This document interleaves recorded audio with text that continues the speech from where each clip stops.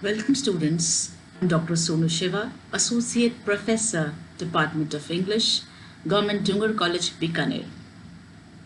This session is for BA second year English literature students. In your paper second, that is prose and fiction, you have this as your literary term, science fiction. We'll be dealing with this in this session.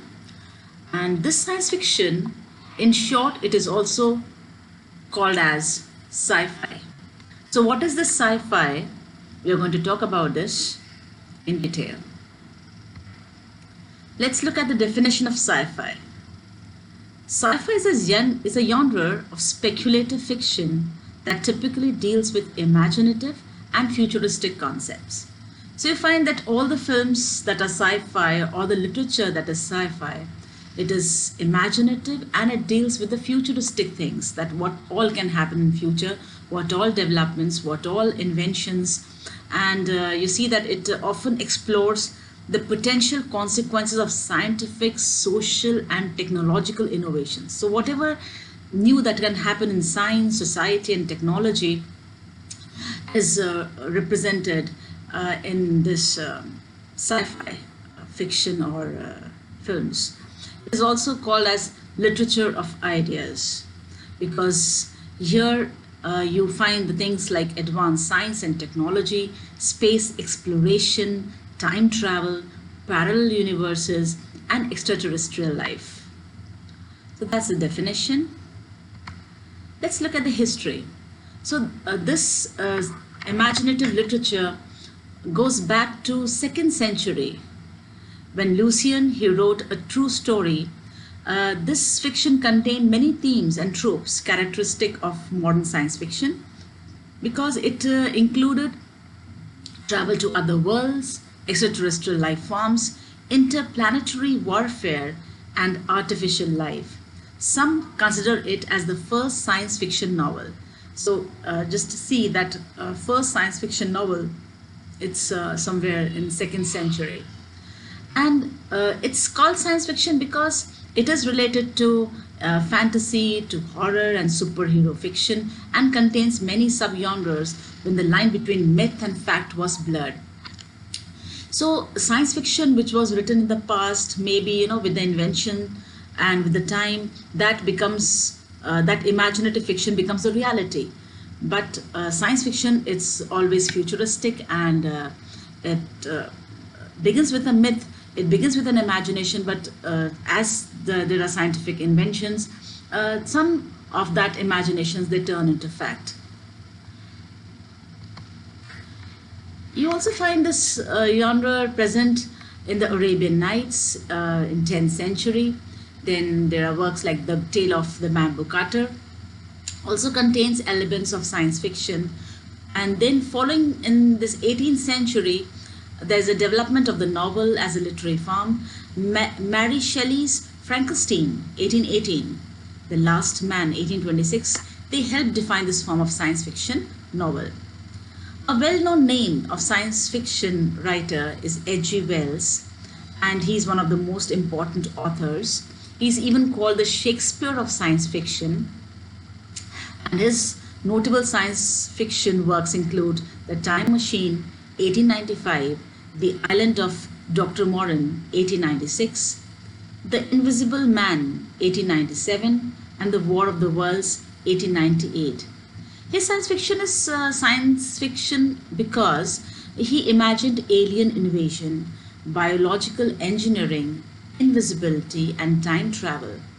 His non-fiction futurologist work, he predicted the advent of airplanes, military tanks, nuclear weapons, satellite television, space travel, and something resembling the World Wide Web.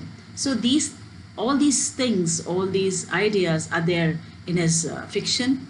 So he's called as the father, or you can say the Shakespeare of science fiction. So remember this name, H.G. Wells. Elements of science fiction. What exactly are those elements that make any fiction come into the category of science fiction? And these elements are temporal settings in the future or in alternative histories.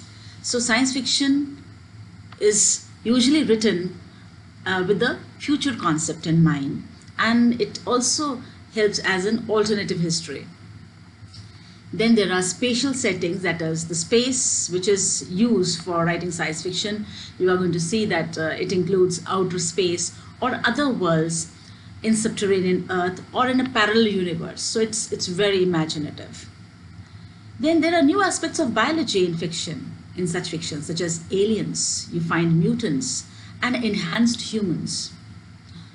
Then you have predictive or speculative technology.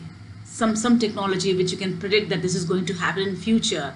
These become elements of science fiction, such as brain computers, interface, bioengineering, super intelligent computers, robots, and ray guns, and other advanced weapons.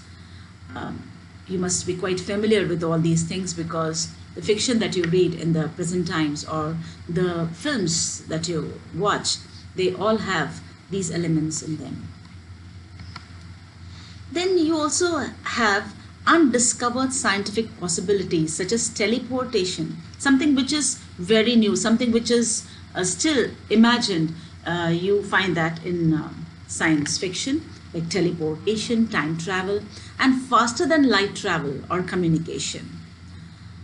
Then you have new and different political and social systems and situations. In science fiction, you have utopian, you have some very nice pictures about the future, or dystopians or distorted future, you can see, or post-apocalyptic or post-scarcity. So all these imagined political and social systems are there in sci-fi.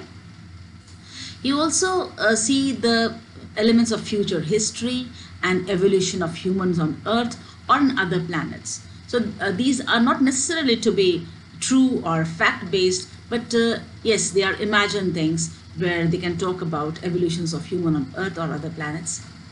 Then science fiction also has paranormal abilities such as mind control and telepathy. So these are also things that are included in science fiction. Commercial reality.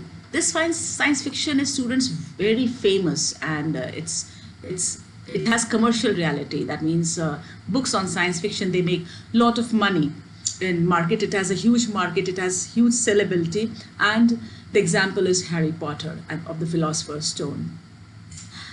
It is these fantasy works. There's an undreamed sale of books of Harry Potter, and this was widely successful film adaptations of Harry Potter books. We have seen that even the films were a hit among the audience, as well as J.R.R. Tolkien's Lord of the Rings. So these books, as well as the films that were made on these books, they were huge success and brought a lot of commercial success and money.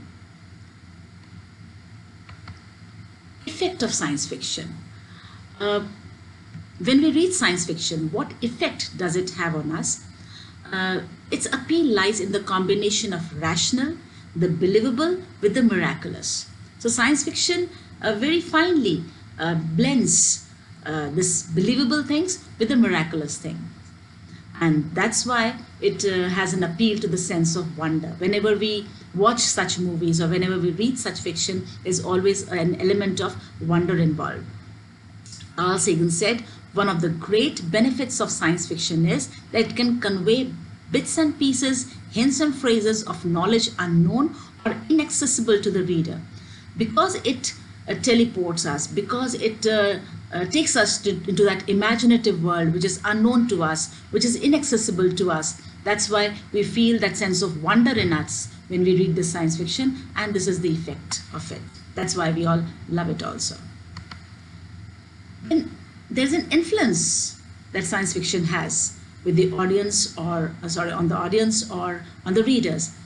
Sometimes this influence is good because it tends to improve life and society, and sometimes the influence of science fiction is that it warns about the possible negative consequences.